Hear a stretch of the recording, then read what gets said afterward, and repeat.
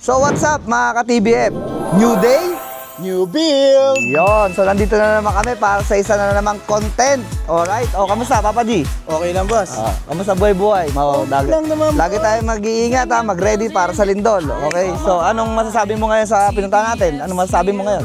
Boss, parang kakaiba ito eh. Ano ba to? Hindi to bahay lang na parang resort ang style. Tama ba? Resort? Okay, so pakita mo kung mangyari.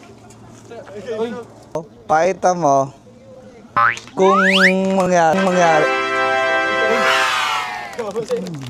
Ginagawa mo. Di totoo yan. Okay lang, sir. Tatamaan mo pa kami. Yo, so what's up mga ka-TBF?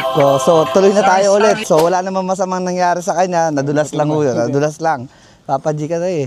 Matawa si Papa G. Okay, so eto, kung makikita nyo, commercial yung ginagawa natin. Hindi tayo lagi gumagawa ng private residential. Ito, private commercials naman to.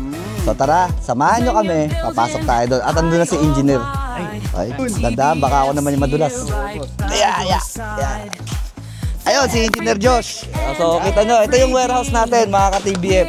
Sir, engineer, ano bang scope natin ngayon? Anong ginagawa nito? Sa ngayon, sir, bali paangat na tayo ng ground floor ng warehouse natin ginagawa. Tapos na tayo ng mga foundation works. So nakatayo na po yung mga structural columns natin. And nasimulan na rin natin, actually halos patapos na rin yung perimeter walls natin dun sa building. So meron din tayong ginawang mga retaining wall kasi medyo malalim-lalim yung mga lupa sa kabila.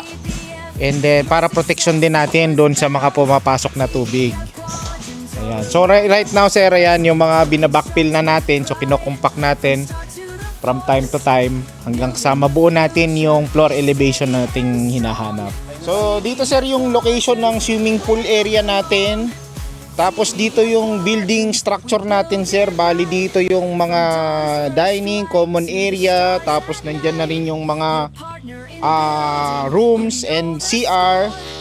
So parang tatlong locations kasi itong project natin, sir. Meron tayong portion ng swimming pool. May portion tayo ng pinaka-resort na building. And then may warehouse siya sa likod.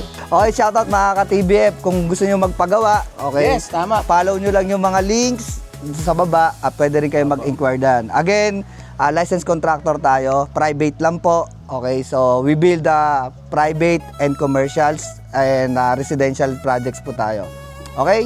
Hanggang sa muli, mga ka-TBF. Paalam.